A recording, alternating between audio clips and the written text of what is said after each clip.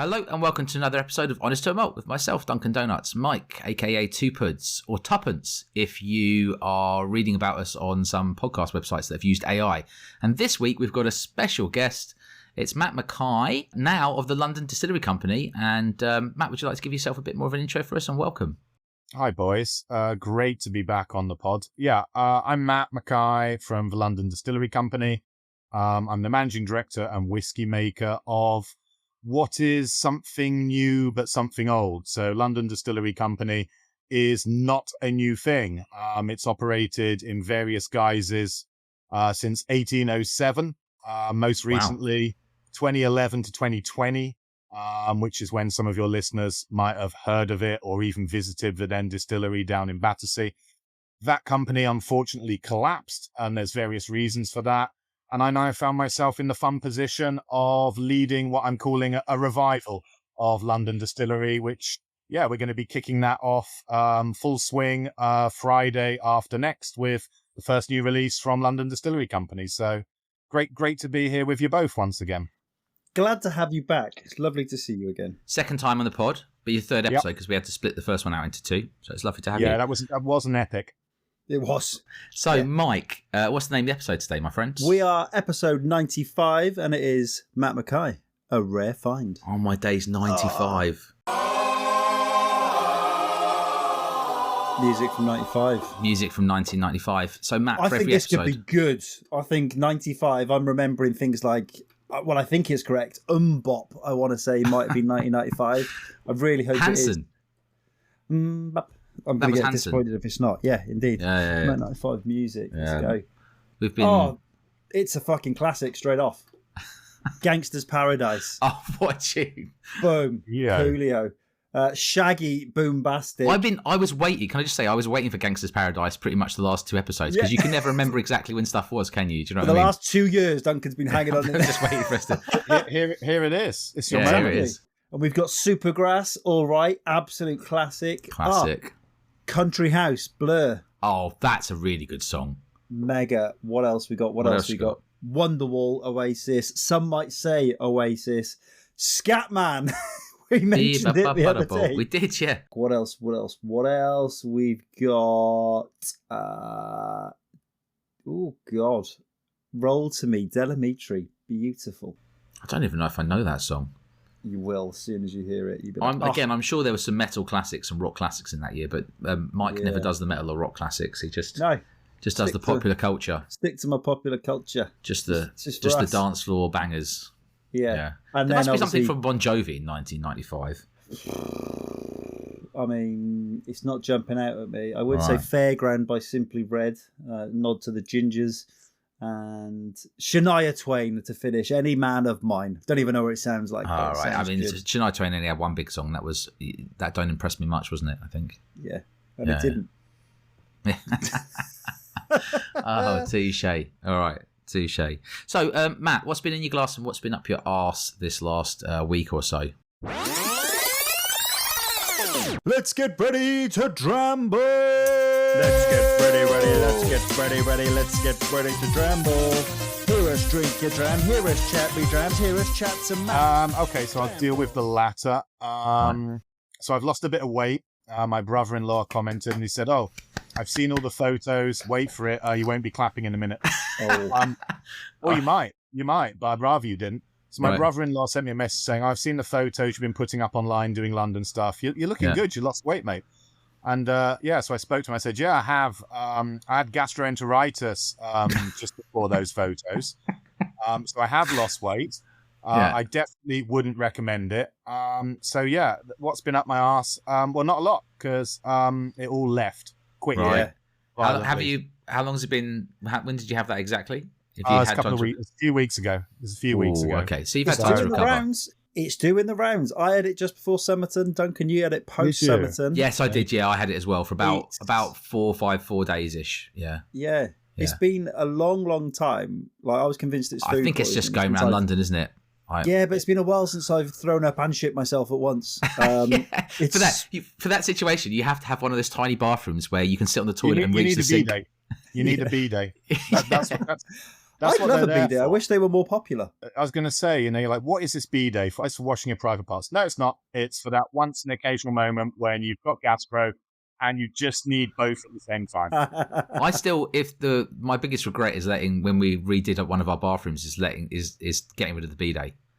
And I used to say all the time, I've used the bidet. And my wife would say, no, you didn't use the bidet. I did. Yeah. I was scared of the bidet for years. Like my mum, I remember when we went on holiday to Spain when I was real young, and they were like, "Do not go near that." And I'm like, "Why? What's it for?" It's like, "Just don't go near it." It's just splashing about in it, hands in there, having a little drink. Yeah, it's easier. I'm shorter. It's for you, Mike. It's not for you. It's just a water fountain for 5-year-olds. That's what it is. Oh God, yeah, it's good. So what's been up your arse is obviously having gastroenteritis, right?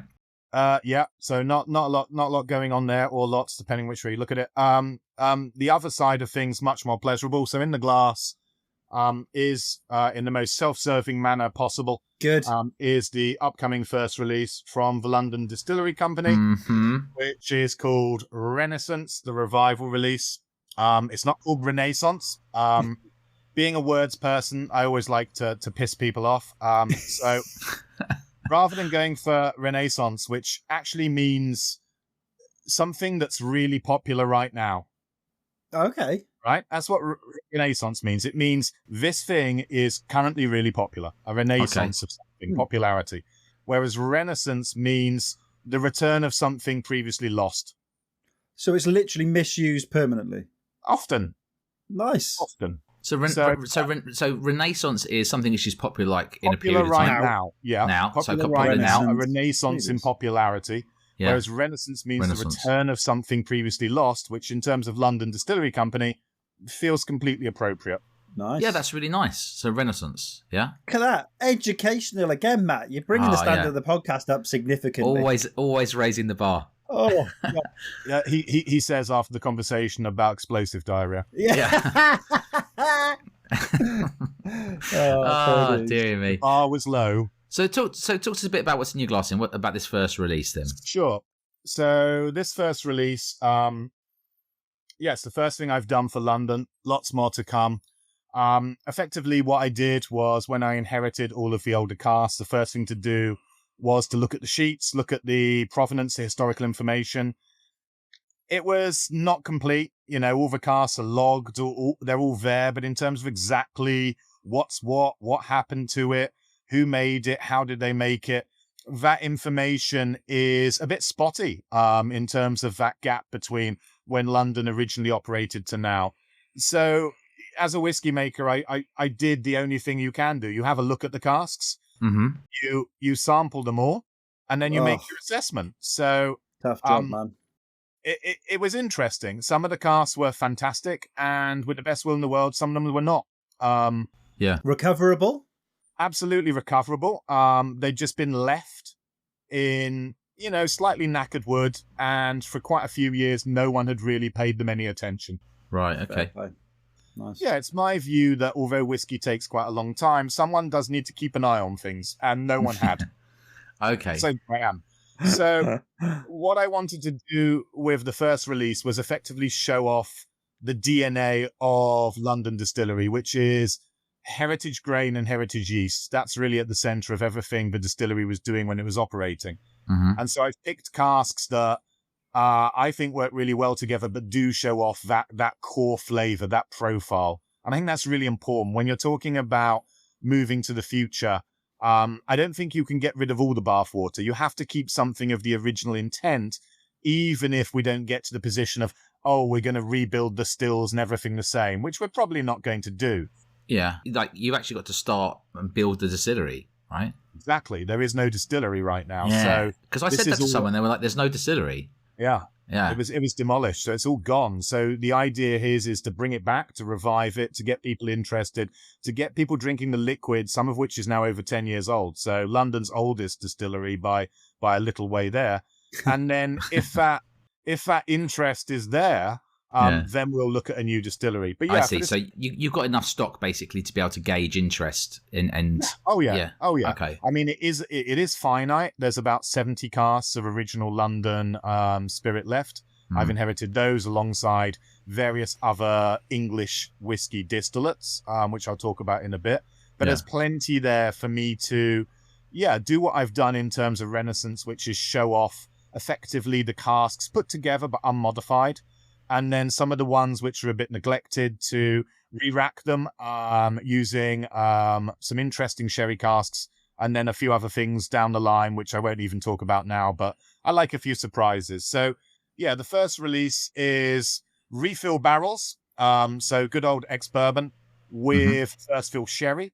About 5 different casks put together to produce 410 bottles at 58%. So it's not cask strength, but it's pretty close to it. I've literally knocked off about 1.2%, which some people might think, why have we even bothered? Why not leave that 1.2% and stick cask strength on it? But in my view, just that slight dilution has really led to those casks, those 5 casks, getting to a superb equilibrium whereby you've got more than enough strength at 58% to deliver the texture and the flavor.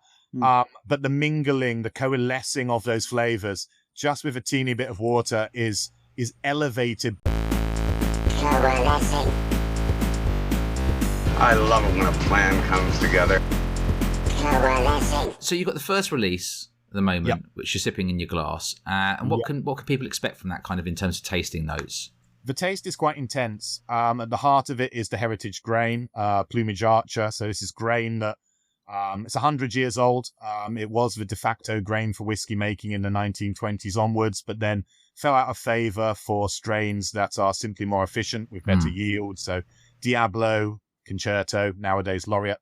But that's really at the heart of this whiskey. So it's rich, deep, and quite spicy. It is a spicy grain. Alongside that, there's the combination of the refill barrels and the sherry casks, so delivering notes such as toffee and then sort of hedgerow berries, and then a little bit of floralness, so Turkish Delight, rose hips, palate, very fat.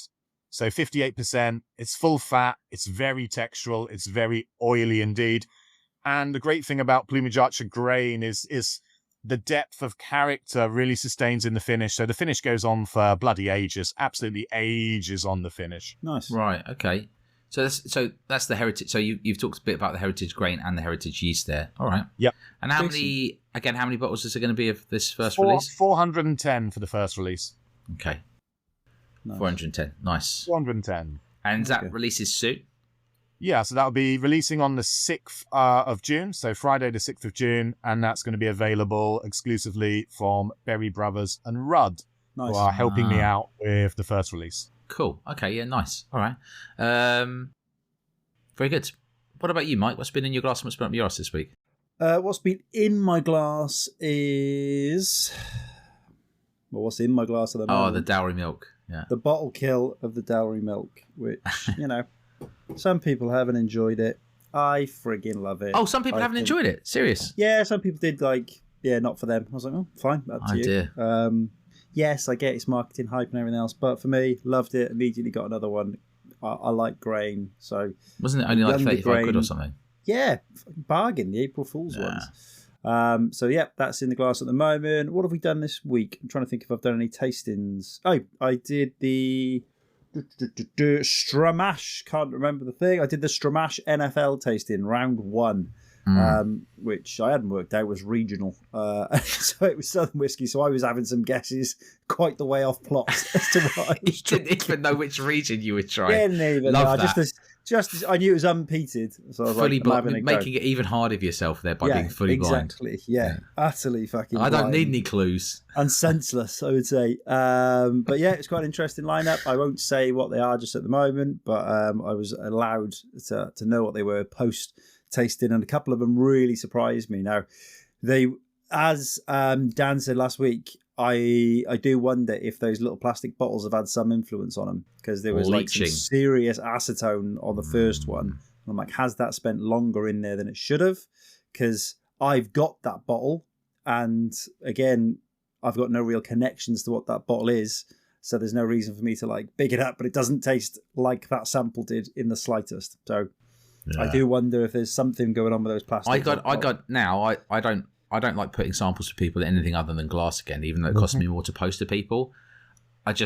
it's glass or nothing. I washed up about 60 glass sample bottles the other day, just so they're all ready to go for people. That's why I've gone up to the green 60ml glass now, because it just looks more traditional. It's nice. You can leave it in the sun, essentially. It'll be protected. It's not going to get affected. And so that's been in the glass. And then what's been up my arse is nothing. Opposite, what's been absolutely positive and mega is Isla is now walking. Oh, really? Oh my God, walking, talking. I tell you what, a little bit up my arse is one of the main things she says now is no. And would you believe? Does she say no? Does she say no, daddy? Though no, daddy. No, just no. Just no. And she shakes her finger. No. And I'm like, bedtime? No. I'm like, it is. How old is she now? In shoes. 19 months. 19 months. Okay. Yeah. So she's gone from like you're lacking to suddenly walking everywhere, and has suddenly got speech within about a week. I'm like, oh God. That always happens. If they're behind, they just catch up. Yeah. And like it's like the regression. They have sleep regressions and stuff, and it's like she's now learned new skills, so she has to reset, become an arsehole for like a couple of weeks, I think. And then hopefully she settles back down. Nah, that's it now. Nope. Just running around, saying no to you and not sleeping. Good luck. It's mega. Yeah. But I'm like, obviously it's hard work again. Another, you know, when you go, I think we're on top of this now. Can't get any harder. Boom. Chaos. Absolute chaos. So roll it on. So positivity for once out of me. But how about you? What's been in your glass? What's been up your air? In the glass mostly has been Springbank local barley. Always love to give a shout out to master blender Michel Henry. And this one just got into the danger zone, so I've just been drinking it all week really.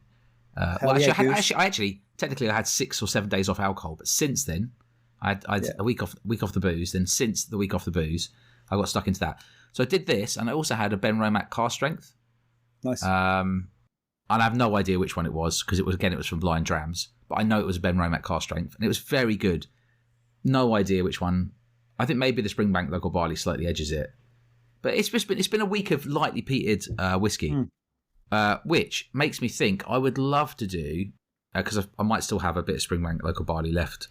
It doesn't have to be, but I'd love to do some Springbank versus some Ben Romack versus some Wireworks versus maybe some Scotia, maybe chuck also in maybe like a lightly peated Arden or something like that. I think that would be a really great little flight. What's been up my arse? 2 very specific things. One, I banged my foot the other day when I was walking through the bedroom, and I looked down at my foot and I was like, oh, that hurt. And then I realised I've got like a random bit sticking out of my foot, and I think I might have the start of like a bunion on my right foot. But like, no, you're gonna have to cut holes in the side of your shoes and Mike, stuff. Mike, my knees are gone. Like I was saying to Mike the other day, I did some skipping and shadowboxing. My knee went, and basically I had to go up the stairs on my bum. I couldn't, and then I had to rest at the top, and then I had to crawl through the. So the actual answer to the question is, what's been up your ass? Carpet. Yeah. Carpet, yeah. My knee had properly gone, and but then since then I thought, I'm getting back to sort of not, and then this bunion thing's crept up, and I just banged I only noticed it because I banged it, and now I'm panicking that because I've been wearing sliders loads because we've got a dog and he sheds loads of hair.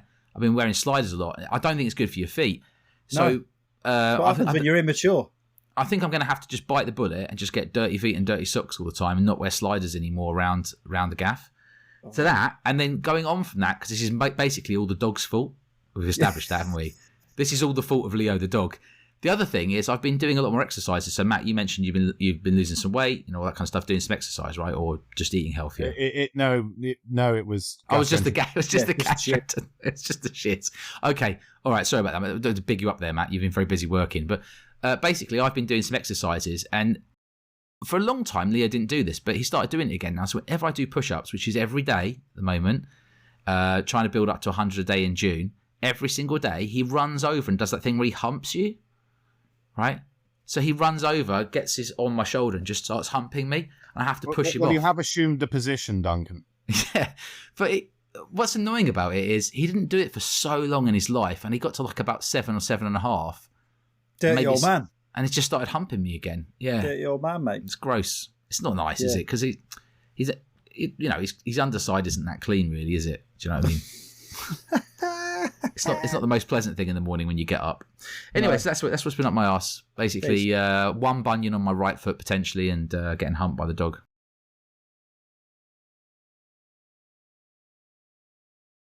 I am going to top up my glass because Matt did mention that it's for Shield as we're recording at the moment. So I think yes, I've got something for that as well. I'm going to dive into Isla, and I'm pouring a 2019 Cartridge release, which was the triple wood Cartridge, so the cask strength triple wood, ex-burbs, quarter casks, and Oloroso. Love it. I'll have to look it up, but does that mean I've got the Freud as well, which is the Elements one, I think. Yeah, I think if it's the new one, that's 3.0. Yeah, the Elements 3.0. I'm going to pour that into my tumbler. I just finished off that Springbank Local Barley 11-year-old. So then we're going to go on to the Freud. So it's a week of good drams, hopefully. Matt, you had something, Isla, didn't you? Yeah, I'm going to join you boys. And I'm also going the Cartridge route. So yes. I've got last year's, which is Cast Favourites 10-year-old. Nice. This is the first time, I think, on the podcast we've ever had everybody drinking Lefroy at the same time. There you go. Yeah, beautiful. Cheers to that. I love Lefroy. I just haven't actually... Yeah, cheers. Sat and chilled with Lefroy in ages. Been a long time. Probably have to rectify gateway that. whiskey. Gateway whiskey. That's what happens, isn't it? You get into something and then you just go, I've done that. That's so good. That's quite salty. Salty. So. Oh, that great point. Love it. Great point. Matt, we might have witnessed Matt have one of his finest rants ever at Somerton Whisky Festival recently. So. Matt, what do you think about how when whiskey's stored by the sea, and how the salt gets into the casks over time and makes the spirit taste salty? Sure. So, what do I think about that? In a word, bullshit. So I'll do the full story if I'm permitted. Absolutely. So, salty whiskies have long been a thing of mine, and it was right at the start of my whiskey adventure. I decided that I wanted to explore whiskies, single malts, and so I bought a bottle of Old Pulteney 12-year-old from my supermarket. I was like, great, I quite like the shape of the bottle. It looks like a still, and later discovered, indeed, it looked exactly like their still. Fantastic.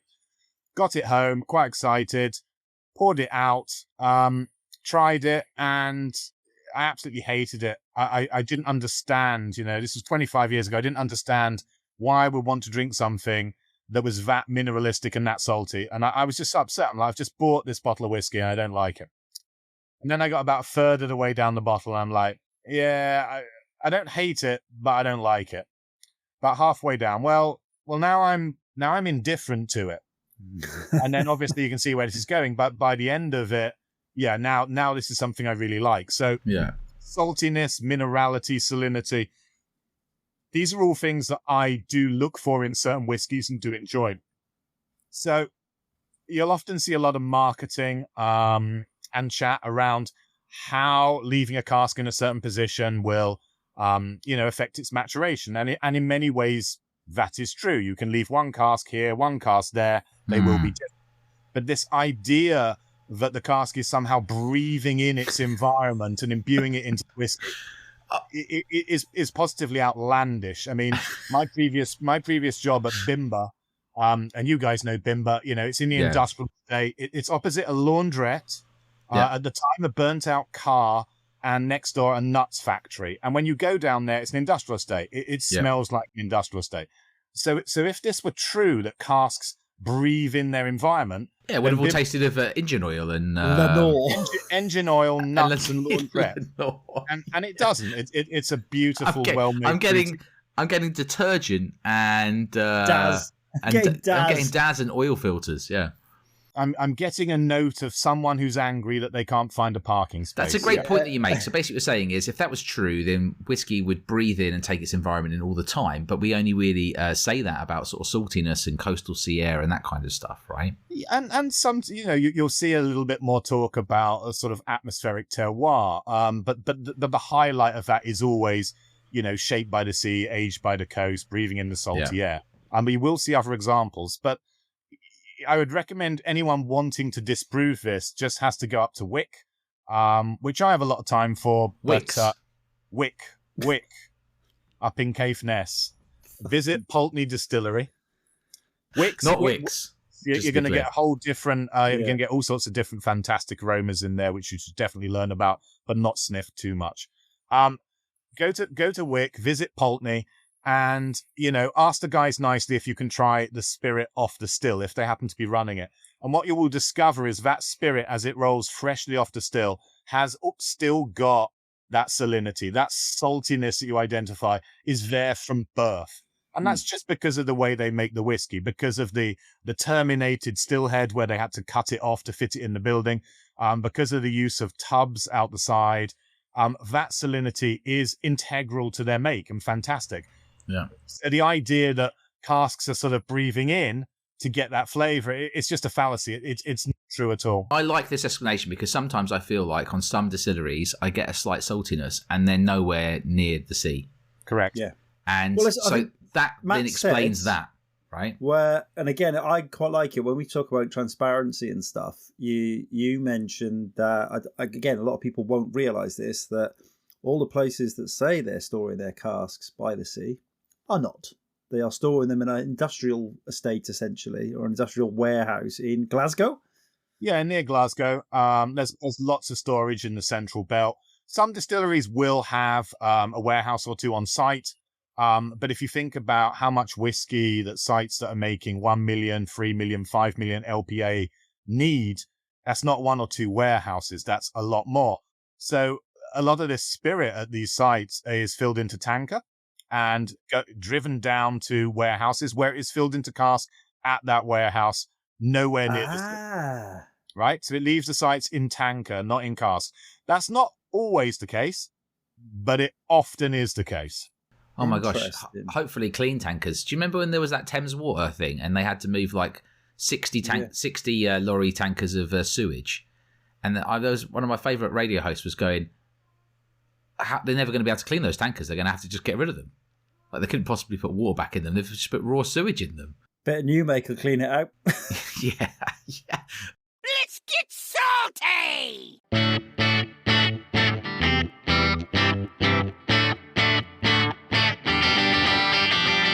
Matt, what was that wild? Are you allowed to talk about that apple brandy thing that we tried at that 71%? Sure, yeah. So that would have cleaned it out, Matt. That was absolutely. Oh, yeah. It's gone down really well. I might bottle that sooner than I was planning. Everyone who's tried it is been well up for it.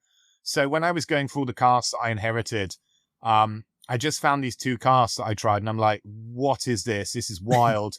I don't think this is even whiskey. And so I looked into them, and it turns out that it wasn't. It was English apple brandy that had been aged in French oak Limousin cider casks. And that whole combination just blew my mind a bit. I'm like, who is doing that? It's mad what ABV it was still at, really. 71.1. And yeah, I gave it to you guys at cask strength, extract strength, and I am intending to bottle it at that strength.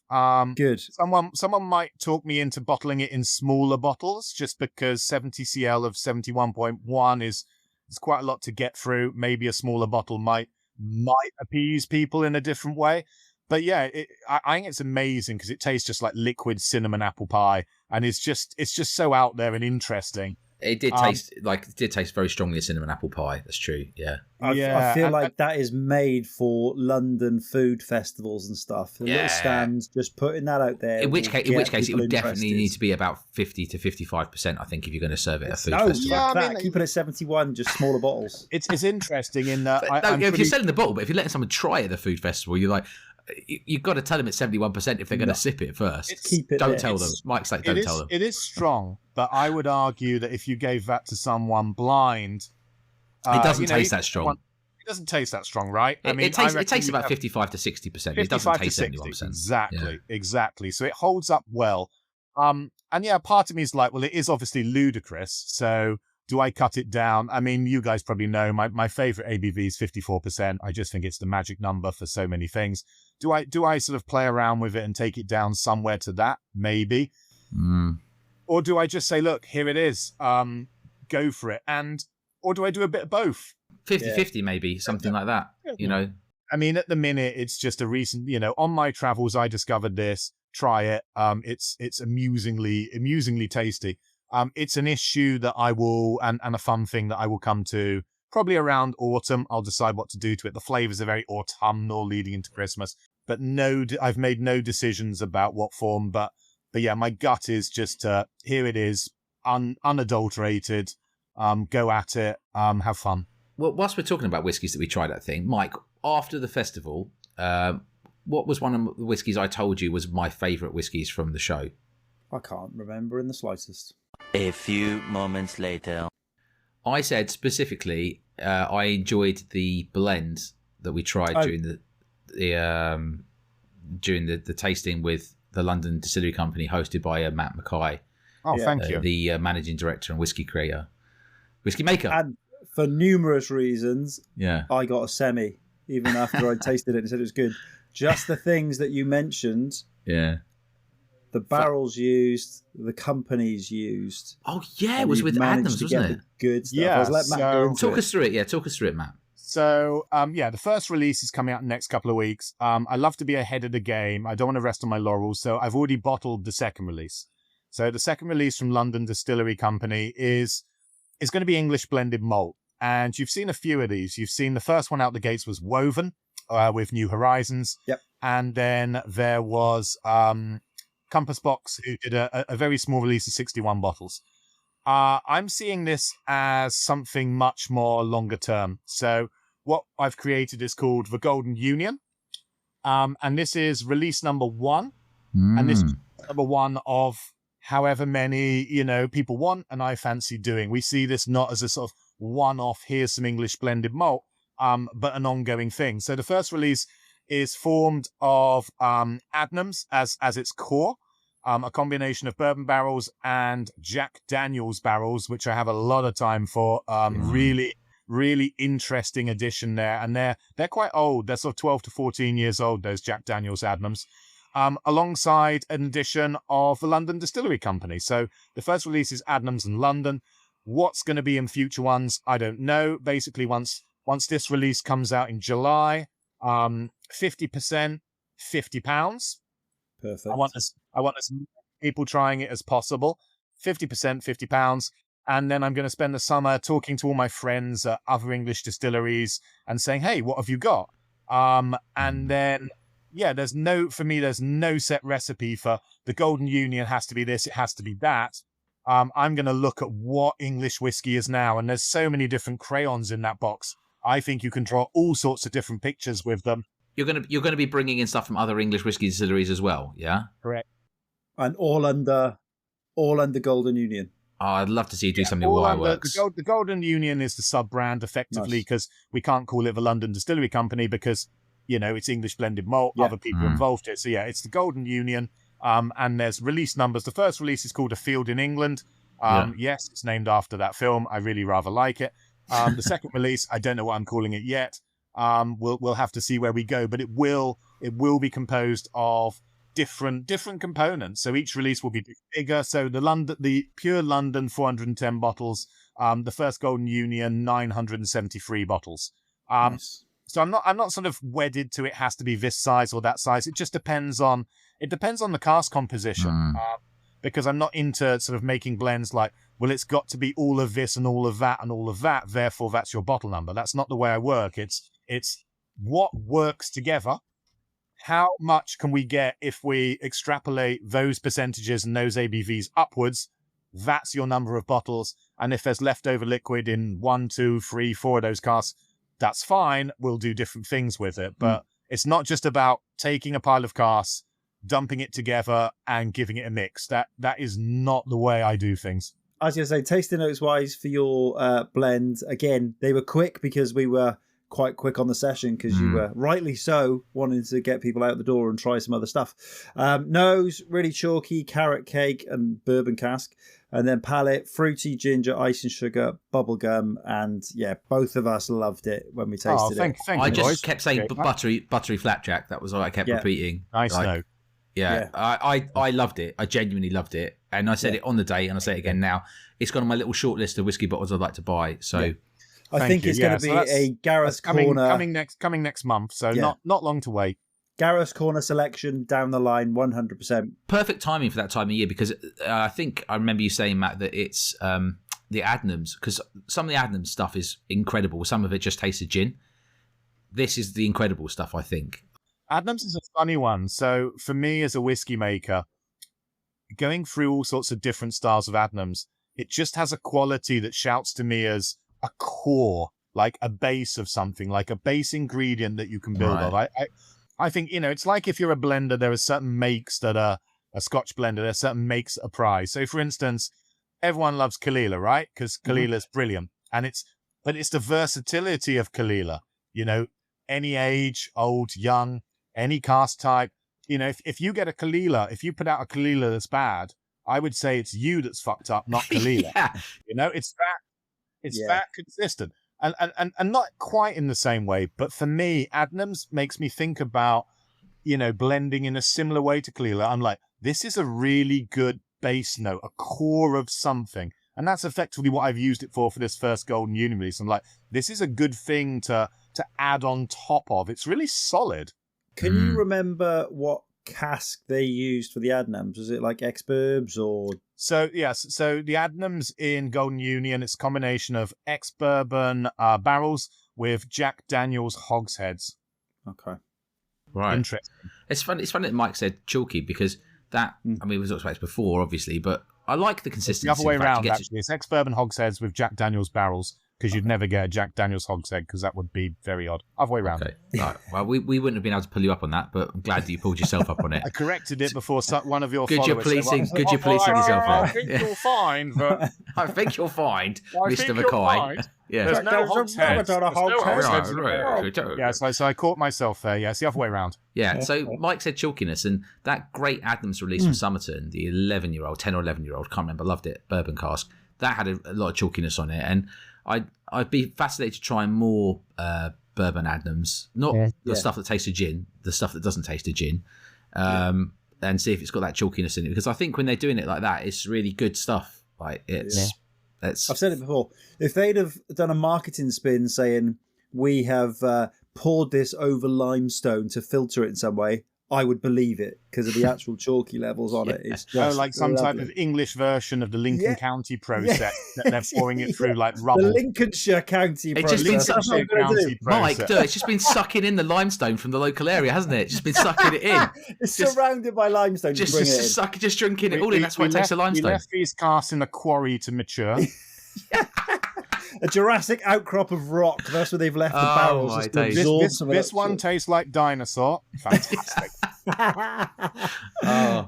That's very good. So we'd also like to hear a bit about, whilst we're talking in depth about whiskey, you've got the Golden Union, you've got the London Distillery Company overall, you've got your overarching kind of owner, and you're also responsible for a rare find, I think now, or rare find. Rare find. The company's called Glenmore Spirits. Was founded 10 years ago.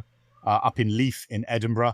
Company does all sorts of things, bottling, producing spirits, so gins, rums, but their sort of crown jewels is Rare Find, which is primarily Scotch indie bottling releases. See all sorts of them behind me. Super good team dealing with that. Greg Urquhart is the spirits manager, so he's looking after all the casks, monitoring and manipulating the wood, and then selecting the releases.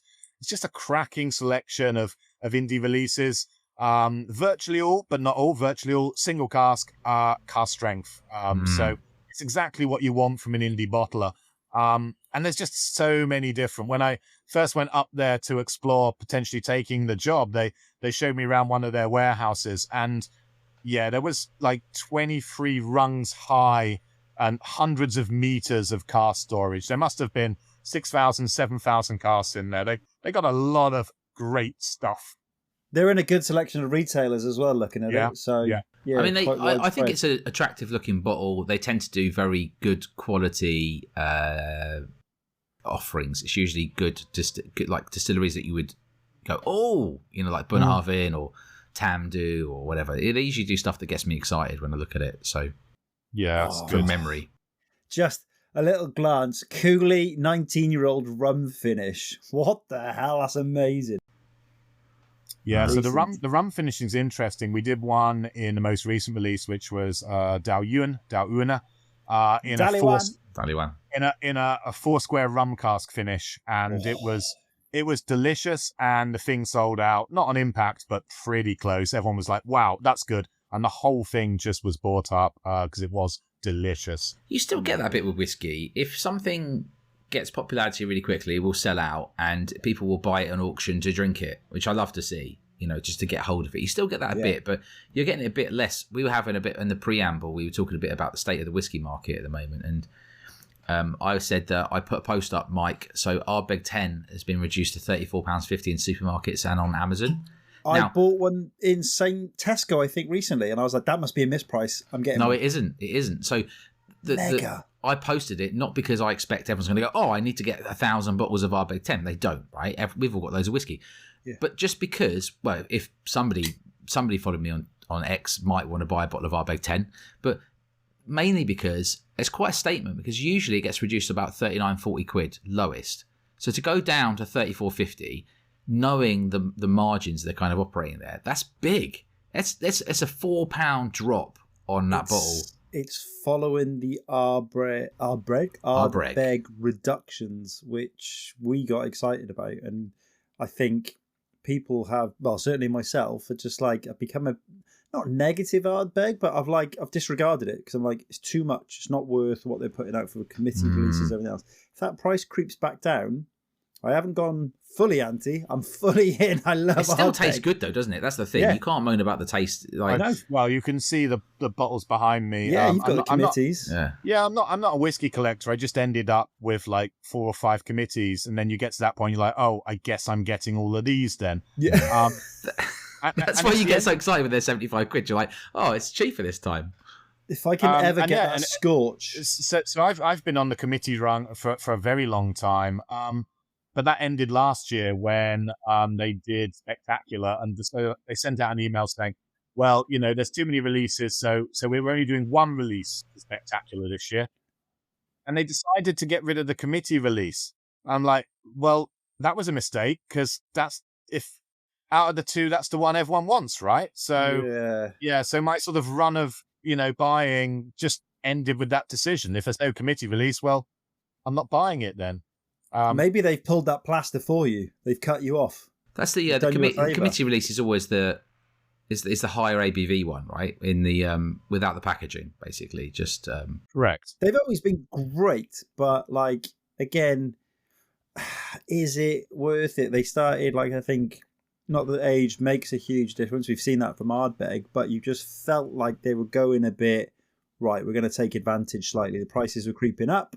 Quality for me was dropping a little bit. I think Scorch was a cut off. I love Scorch, and everything after that Scorch was good. Go downhill. No, but it's not just that. What I'm trying to say is, so in terms of state of the whiskey market, which Matt understands better than either of us, right? We're just looking at it from a punter perspective, but for them to decide to go out on all the supermarkets and on Amazon at £34.50 for Ardbeg 10, knowing that they've got Wee Beastie and they've got other bottles around it, it has a knock-on impact. Like Talisker 10 is often reduced to about 29-30 quid. So I've been educated to never buy it for more than 30 quid if I want to buy it, right? With Ardbeg, it's always been about 39-40 quid for the last few years. Forget before that. Look, I remember going to the supermarket and buying it for 22 quid. But forget those times. In recent times, it's 40 quid when it's reduced, or 39 quid. So now it's 34.50.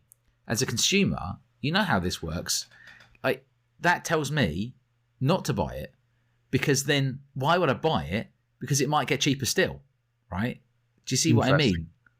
Yeah, that's how it works with these things. That like you can have a flash sale, but if it's not a flash sale, if it's like reduced to 34.50 everywhere when they've been doing 39.40, it tells me they've got an oversupply. Or well, Matt has more ideas on this, but what are your thoughts, Matt? Like what would yeah, the whole thing is interesting, but I'll start with your analysis that you're like, okay, I'm not going to buy it because it might get even cheaper.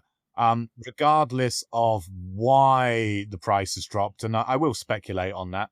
I suspect other people's reasoning is not the same as yours. You and Mike, me, we're all whiskey nerds, we're all whiskey enthusiasts.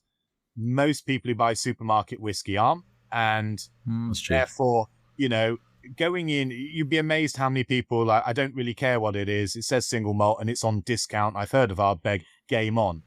So I don't... Game on. Game on. Yeah. You walk past people at the supermarket and they just go, game on. Yeah, it's on discount. Oh, I've not seen it that cheap. Go for it.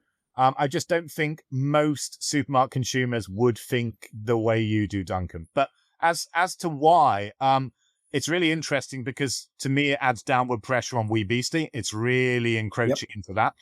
As to why, well, it could be simply that there's a massive oversupply and they've got to shift it. It could be that despite the margins, in my opinion, starting to get really crunchy at that price. Jesus, by the time you've paid the tax on it, that is very crunchy.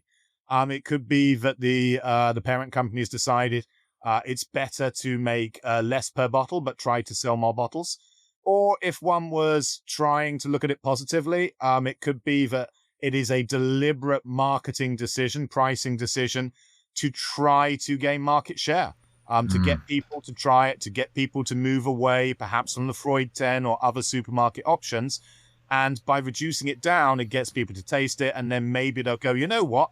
I quite like this Ardbeg thing. So without having someone on from Hennessy to talk about it, from Ardbeg, who knows? But there are a number of reasons. It could be deliberate. Well, it's definitely deliberate. It could be a mixture of those things as well. It doesn't have to just be one. It could be get more people into the brand and the drink. Plus, they've got a bit knocking around, a little bit extra more than they want. I think or whatever. that market share is great stealing from Lefroy, because Lefroy, when do you ever know anyone that's paid full price for an Ardbeg 10, a Lefroy 10? Because that is going to be on offer in a supermarket very soon at a good price. Always reduction. So, and that must just be cutting into Ardbeg sales every time. Why would you go to same age, same price? Do you when Abuna was regularly in like the supermarkets, particularly Waitrose, and I have a lot of friends who are massive fans of that dram. I mean, it's now it's a different category. It's moved out of that double the price. But it used to be and the same could be said of Buna 12, which is still a supermarket favorite. Yeah. People buy it when you're like, oh, okay, at that price, here it goes, it's dropped, I am all in. And so Ardbeg having this 10, which, it never really for a long time dropped below, much below 40 quid. And then all of a sudden, here it is. It is below 40 quid by a good percentage. That does send a signal. So it would be interesting to see people going, either I love Ardbeg 10, I'm going to stock up, or... I grabbed one straight away. There you go. Bike's like, all I was doing, get some chicken and some bread and some eggs, and I just got a bottle of Ardbeg 10. It's a classic. I would challenge it and say I preferred it many years ago, but that's the case of virtually every whiskey that I've ever drunk. It was better then. Grass is always greener. Yeah. But you can't say fairer than that. It is a very solid... entry 10-year-old. It's human instinct to go for those offers. Lara goes to the supermarket and she's like, right, I'm going to get some wine. Every single time she's like, I've grabbed this. It was £6 down from like 13. I was like, no, it's not. You've just grabbed something and they've just put a fake price reduction on it, but you've grabbed it, and it's just human instinct to go, I've got a bargain. It has to have been sold at least for some period at the original price, otherwise you break the I mean, the absolute winner is yellow stickers on whiskey when they're just trying to get rid of stuff. And it's an actual real discount, and you just get, you're like, oh my God, I can't believe I'm going to get this for £15. Lagavulin Distillers Edition for about 33 quid, I think. Exactly. One time. It's like the Mecca moment. I do feel like, Mike, you hit on something quite important there. As I was just thinking about when I was getting into whiskey all those years ago, and we'd be more likely to buy something like a Lefroy or something like a Talisker, because they tended to have the bigger supermarket discounts at certain times, and Ardbeg's discount was never quite as big, which is generally being their kind of rule of thumb. So I think, I'm trying to think back to the time, I would see in my mind Ardbeg 10 as being more premium at the time, because it was always more expensive at the supermarket, even in, your traditional sort of discounting periods, like just before you get into the run up to Christmas and just after and all that kind of stuff. I don't mean like December. I mean like, October, November, that type. If you buy your whiskey in November, you get a better price than in December. But so Ardbeg 10, we were less likely to have. We were more likely to have a Talisker or a Lefroy or something like that, basically. Yeah. So that could be actually on the bottom from both of you there. Yeah. Yeah. Great. Yellow sticker we'll see. heaven. Or we won't. Who knows? Well, we'll never know, will we? We'll never know.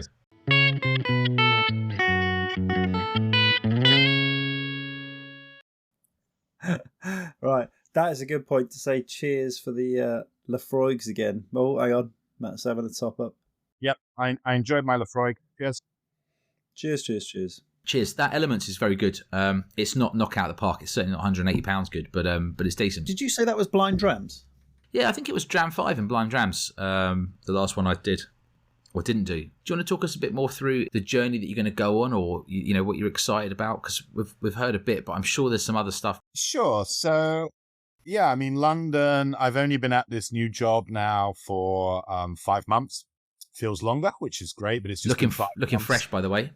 I'm good. I'm doing really good. I'm loving it. It's just great to, have a team and a pile of really interesting whiskies and the ability to take a story that I think is worth telling and was never finished, and to use my skills both inside and outside the bottle to bring that whiskey to the market and say, hey, this is worth listening to. So, yeah, you're going to see a lot more from London going forward. I've got virtually all the releases for this year already planned, 2 already in bottle.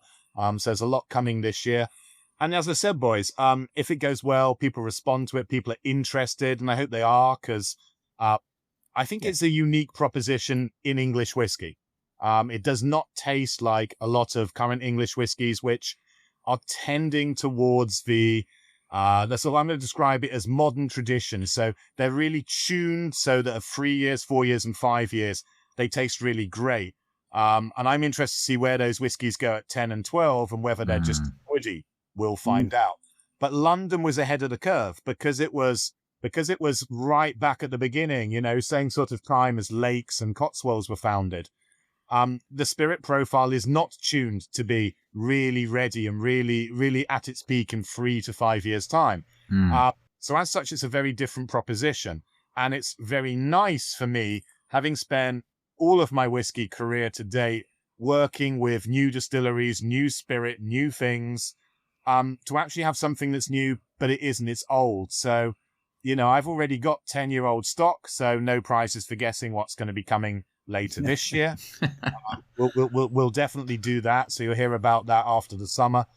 And if people respond to it and they like what I'm doing and what the team are bringing them, then we'll start to look and build a new distillery. I'll tell you hand on heart now, we are not going to replicate the stills a la Port Ellen, and it just can't be done. And equally, it's not what I want to do. I think with a revival, it's about honoring what came before you rather than just simply copying it. One thing is sticking to the ethos and the mentality. The other thing is just piggybacking and doing the same thing. And equally, I do think that whilst sort of heritage grain and heritage yeast is fantastic, and there's a market for that, and the flavors that it delivers are different, I think things like potentially looking at direct fire, worm tubs, double thumbs, love me some worm tubs. I think there is things you can do with the process which potentially will elevate it further. So, don't quote me on it because that's all pie in the sky now. We're only at the stage where first release, couple of weeks time. Let's, come back on the pod in a year, 18 months. Let's see where we're up to. But fingers crossed, we might be talking about a new London distillery company. But let's be straight though. You've got that direct fire in your belly, haven't you? It's like your sights are set. Your sights are set. You'll chase it down, Matt. I think the wind beneath you, the wind in your wings. You'll carry yourself through that. It's just about being patient until you get there, I think. But my whiskey wings, very good. Yeah. The judging by the quality of that blend that we tried, and I think there's you just got to get people genuinely interested, and if stuff like that's going to come out, I think they will be. Right. It's clear you know what you're doing, and I really like what you've said there, and it struck a bell because Michael Michel Henry said something similar recently, and it's although people like to harp back about tradition, you give a nod to it, but you do have to be innovative and come up with new things, because I think he said when we tasted the Glen Scotia 50, when people harp back to how it was in the 1920s, they were doing new things from how it had been done previously. Correct. And it always needs that evolution. So push on, have a fuck about, see what you come up with. Look, it would be daft not to, because the fact that we can, like you said earlier, Matt, like a lot of these whiskies have been designed to be drunk between 3 to 5 years. So will they be too oaky at 10, 11, 12 years remains to be seen. We'll see. Yeah. But the fact that you can make them taste that good at 3, 4, 5 years in itself is pretty. Surely that's a nod to sort of modern methods, right? I mean, there was no chance of that back in the day. It's a nod to, in my opinion and my experience, it's a nod to a modern application of traditional methods. So although London Distillery, it wasn't using direct fire, it wasn't doing long ferment, it was using grains and yeast of the past. So what I would say about any distillery is it's impossible for any distillery to do everything. What are you doing? We're experimenting with yeast. What are you doing? We're experimenting with grain. All that's going to give you is inconsistency. So every distillery needs to decide what is your style, what's your core, and then where are the areas where you personally are interested in playing. And if your answer is I want to play with everything, I'm worried because that means you'll be the master of none. But generally that doesn't happen. You get distilleries, that have a direct focus, and then occasionally there's spins around the edges. So people are usually much more sensible. So mine is certainly going to be keeping the core of heritage grain and heritage yeast. Everything else, as far as I'm concerned, is up for grabs. But equally, you don't want to keep tweaking everything all the time, because otherwise you end up just being a nutty professor creating things, no consistency, and people don't understand who or what you are in terms of either your message or your flavor. And I think that's where a lot of the younger ones are going wrong, because again, they're trying it. Like, you look at what's out there, and again, there are very few places that can play that Willy Wonka card. You made that reference previously. Loch Lomond being one of the only places that has got such capabilities on their site. The kit of that place is outrageous. Willy Wonka. They can mess about because they have got so much consistency. Their own destoner, Mike. Their own destoner.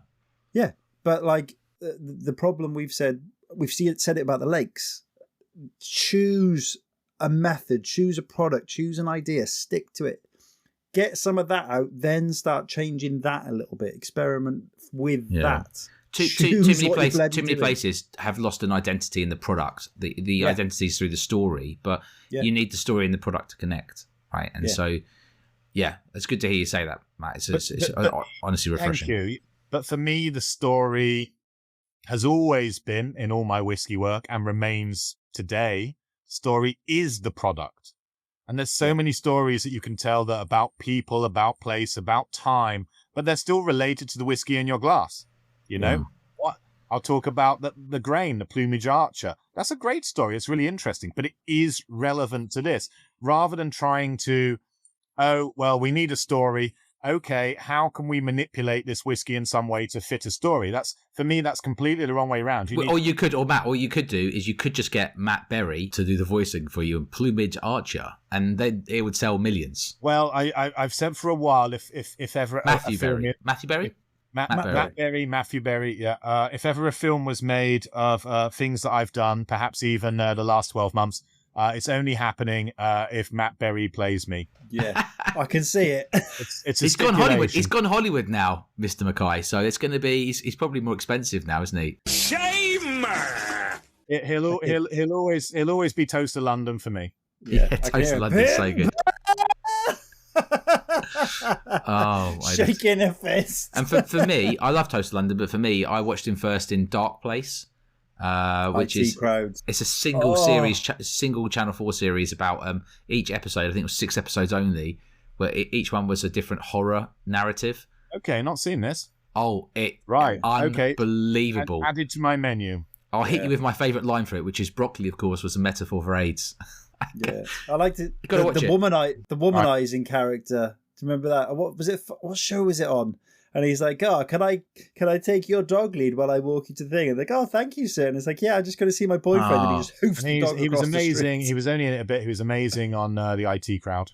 Yes, I love that. Also, have you ever watched the shorts that he did, which are based on like animals and insects? They're on BBC. No. He did a whole series of like shorts, which are like 5, 6, 7, 8 minutes long. No longer than that. Sometimes just 3 minutes long. Oh, I think I have, like documentary style, a la just him voicing it over. Really? Yeah, some of the best stuff I've ever seen. He's Do you know what genius. he's in? And I never watched it, never saw it, but I now see clips of it.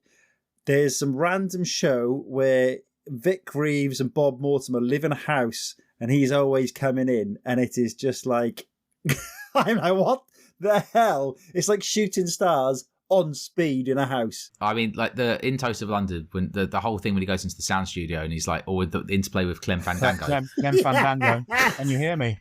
Can you hear me? Can you hear me, Stephen? Yes. Yes. Say this word. Yes. No, can you do it again? Yes. Can you do it again? What the fuck? Yes.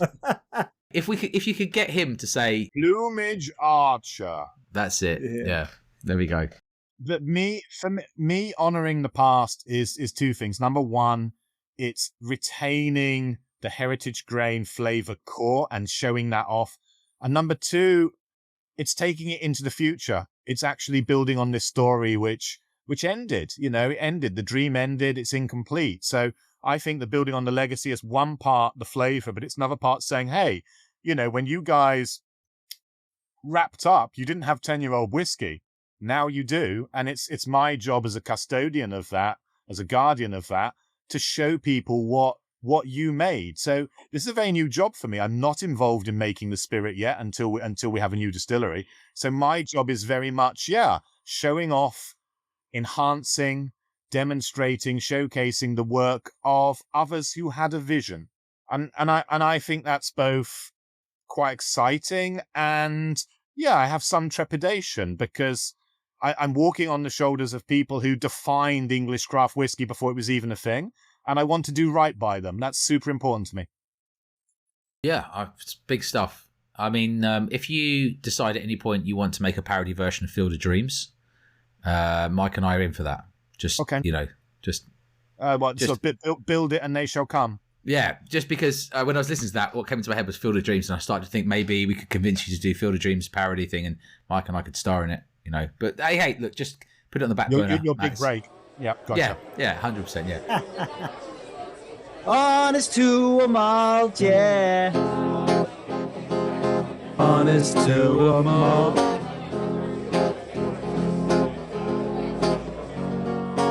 Pudding Island drams. So, Matt, you are being whisked away for 30 whole days.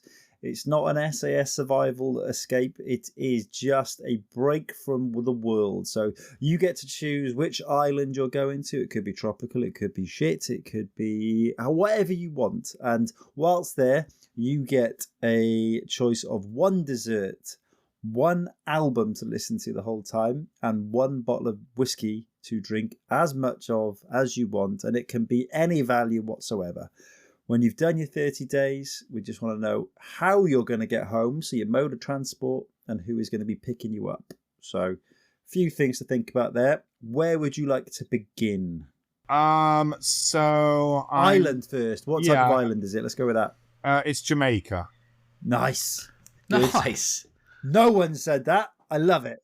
It's Jamaica. I went twice last year. The first one was a little bit interrupted back in last February. So much so that I went again later in the year. I got a lot of time for Jamaica. I just think it's a fantastic island. Beautiful. Great people, great food, everything about it's great. Love it. Absolutely love Jamaica.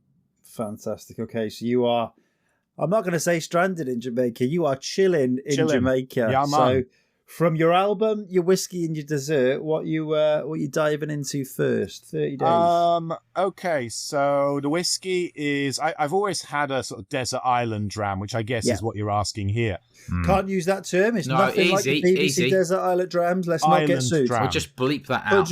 Pudding island drams. Pudding island drams. But outrageous. I'm treating it in the same sense of that question, and I've always had one answer to it, and I'll stick with that answer. And that whiskey is the old style Old Pulteney 21-year-old. Mega. Nice. So I could pick mental drams, but the question is, you're stranded, you're there. What can you just really enjoy and drink a lot of? For me, old style 21, combination of sherry, Fino casks. They literally don't make it like they used to. You love a Fino, don't you? I do when it's well balanced. I do like, and it's a funny one because I can't drink Fino sherry. I find it very unapproachable. But I think as a cask in whiskey though, right? As a cask in whiskey, managed well, and ideally put with some other casks. Like on its own, I find it quite singular, single pheno cask. But as a crayon, as a component, yeah, I do really like what it brings. It's bringing a nutty salinity, and it's a really interesting note to have at your disposal. Just out of interest, what casks do you think that mixes well with then? If you were going to put it with one or two other casks? Just gut instinct, I would start on my blending table as I would with so many things with ex-bourbon. That's always a good starting point for anything, unless you're specifically going down a pure sherry route. So I'd probably start by looking at ex-bourbon, Oloroso sherry, and Fino in some type of combination, and then that would lead me down a path of, in terms of the ex-bourbon, how much first fill, how much refill, sherry, first fill, refill. But I think those three would work. Those would work. I'm going to force your hand here. I'm going to go to dessert next, if that's all right. So dessert's interesting. When it comes to whiskies, I have a much less sweeter tooth than I do with dessert. So I like my whiskies. You know me. I'm a refill bourbon guy by heart. I'll try all sorts of things, but that's where I'm at. So I like my whiskies less sweet, but when it comes to desserts, I am an ant. I absolutely love. I'm just a little ant. Really enjoy. So anything with chocolate. So let's go for something like, let's be very specific. A mirror glazed chocolate torte, something like that. That's going to be lovely.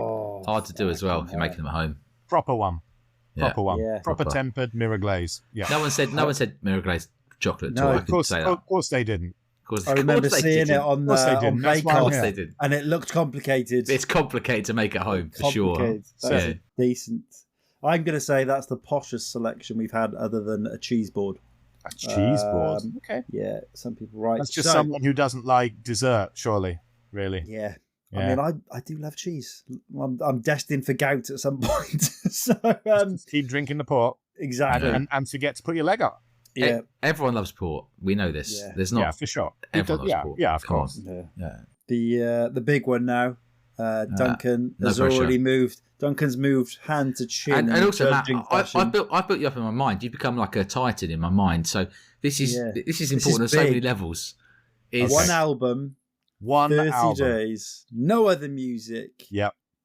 Also, can you see the lighting here? I look like I'm in the Queen video. Do a little bit. Yeah, if we just blacked out all the books. Mamma mia. If you stop touching your chin, I could get a screenshot. Mamma mia. In fact, there we go. I'll get it later. Let it go. Let it go, go. So this is the question that I have actually been pondering in my head whilst I've been talking to you. Yeah. So it's by Pink Floyd, but it's not one of the obvious ones. The obvious one would be, it's Dark Side. Yeah. Your second obvious one would be Wish You Were Here. And it's neither of those. My album for a month is Pink Floyd, Animals. Right. Okay. Yeah. I mean, I like Pink Floyd, so I love Pink Floyd, so I can't fault that. Is there a particular song that you like on Animals that you'd like us to add to our playlist? Oh. Because we add them to the playlist these days. Mike's on it. He's Pink Floyd Pigs. Pink Floyd Pigs. Okay. Pigs. I have to say, I'm a little disappointed you didn't say early Genesis, but doesn't matter. I'll get over it. That's definitely my wife's. I mean, if I was going to pick something that, I'll just say, Matt. I built you up in my mind. I honestly thought you were going to say early Genesis and then go on a rant about Phil Collins, but it's fine. It's my problem. I'll deal with it. That was never on the menu. It'd probably be like some rant about, we're in 1995, so it would probably be some rant about proper old school jungle. The breakbeats and stuff. Which was certainly where I was at in 1995 as opposed to Top of the Pops. I had a Technics Hi-Fi, with the blue lights on the side. Panasonic Technics, right? Jesus, I was saved nowhere up for it near so it. hard. I was desperate to be near it. I was a wannabe. I was nowhere near it. I was obsessed with jungle and drum and bass when I was about sort of 15, 16. Yeah, we talked about it the other day. Dready Jeans just in the zone. Oh my God, you said Herbie Jeans are back. Yeah. There's this. They're wild kids these days, except they're vaping now, aren't they? So I mean that's sort of my that would be my music choice for 1995, and in many ways it's still my music choice, but that doesn't fit your album, and I don't want to necessarily listen to jungle or drum and bass all day for 30 days. Yeah. I have to pick something that tonally and vocally has a little bit more interest than junglish. Just one breakbeat loop for whole 30 days. Just like I could probably do 10 to 15 on it, but then it would bore. So yeah, we'll go Pink Floyd Animals. Just because, yeah, it's super interesting, and it's a Pink Floyd album that I think is superb, but I haven't listened to it like a million billion times compared to Dark Side or Wish You Were Here or even The Wall. So yeah, good. So it's something you can rediscover, basically. Yeah, something to keep me interested for 30 days. And then who's picking me up? Right, so I'd like to be picked up by Aladdin on the magic carpet, please. Jace, are you gonna have the monkey as well? Why not? I'm in Jamaica, so Natch. Hell yeah. That's quite a cool choice. Are you a fan of Aladdin the movie, or is it just No, can't stand it. I really like it. What I like is the Aladdin YouTube video where they're showing the magic carpet scene with realistic sound effects. It's worth watching. Okay. Realistic sound effects. So as he's flying through the air, you get to hear the air turbulence. Yeah, it's a YouTube classic. Just pointing out the fact that at that speed and trajectory, it would be uncomfortable, right? I think the video makes that very clear. Very clear. Okay, and the fact he's not wearing goggles as well, probably, is find a link for that and pop it. You'll find that it's about a minute of amusement. Good. Yeah, that sounds like a good shout. Well, thanks very much for going through your Pudding Island drams. Mike, a bit of a recap there. So we are in Jamaica. We are listening to Pink Floyd Animals. The dessert is going to be a mirror glazed chocolate torte. And the whiskey is Old Pulteney 21, but the old style. Old style. It annoys me now because I remember when I was sort of just getting into it going, there's no way I could ever spend that much money on whiskey, even though I knew it was going to be discontinued along with 17 and stuff. And it was like, I can't spend it. Now, I would be all in. I was all in, and so I bought a fair few bottles, so I've still got some left. Good. Glad you got it. I was just like, I love this whiskey so much. I'm going to buy more. So yeah, I've probably got about 2 or 3 bottles left of it.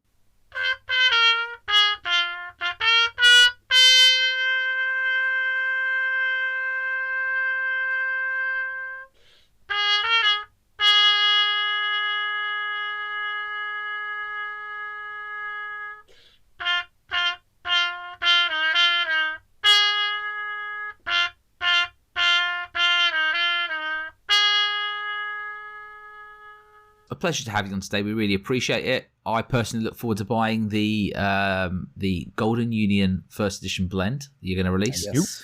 The rest of the stuff I'm sure I'll get to try at some point. If you like the podcast, please give us a 5-star review. If you haven't done it already, you can do it on Spotify, Apple, or any other platform. You can find us in all the usual places, www.honestormalt.com, where you can find up-to-date articles from as far back as 2024. You can also find us on all the social medias at Honest to a Malt. What I would say, Matt, if someone was looking for you and the distillery, where would they find you? Yeah, so we are londondistillery.co.uk. Marvelous. Any socials? Yes, they vary. So it's quite difficult with the socials because the old London distillery doesn't exist, but you can't claim someone's socials unless you access the account. So just make sure if you're following us, it will either be TLDC Whiskey or the London Distillery Company, but make sure you're following the new one rather than the defunct old one. Yeah, it's as easy as that, folks. And what about yourself, Matt? What's your social tag at the moment? So I am and I always will be at the Dramble. Marvelous. Yeah. Excellent. And is the website still running? It's still alive. I haven't written anything in 5 months, and prior to that, anything for a year. Last year, I didn't feel like it. This year, I've been a busy boy, so never say never. I still miss it, but equally, it is pretty hard spending 12 hours doing whiskey things to then go, right, do I fancy spending my evening doing whiskey things? And with the best crew in the world, actually, I need a break. Spend time with my wife, watch a film, piddle around on Xbox, do some painting, whatever it is. It's still a fantastic archive. And thank you. I will say, hunting out auction bottles I will always Google them to look for reviews. Yours do come up quite frequently. Thank you. Yeah, no, it will always be there. I'm not going to close it. Whether it moves to full archive status and I write on it with Rambles no longer being updated, I don't know.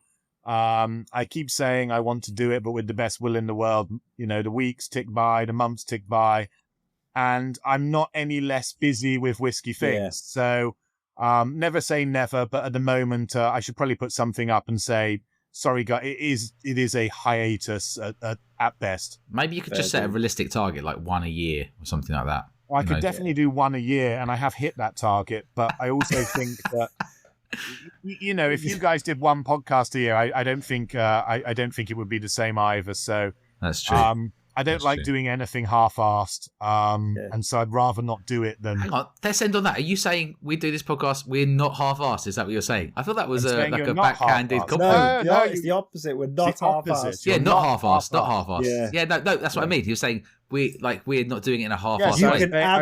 I was paying you a compliment that you're now dissecting, yes. Beautiful. Well, thank you, boys. That's just rounded up. Thank you for listening, everyone, and we will catch you on the next one. Bye.